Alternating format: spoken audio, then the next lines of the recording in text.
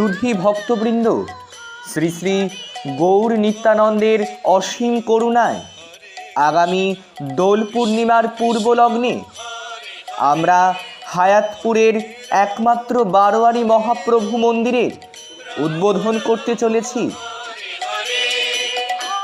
তাই মন্দিরের নির্মাণ তথা সৌন্দর্যায়নের কাজকে যথাসময়ে সুসম্পন্ন করতে সকল ভক্তবৃন্দের কাছে হায়াতপুর মহাপ্রভু বারোয়ারির তরফ থেকে যে যার সাধ্যমতো আর্থিক সাহায্যের জন্য অনুরোধ করছি।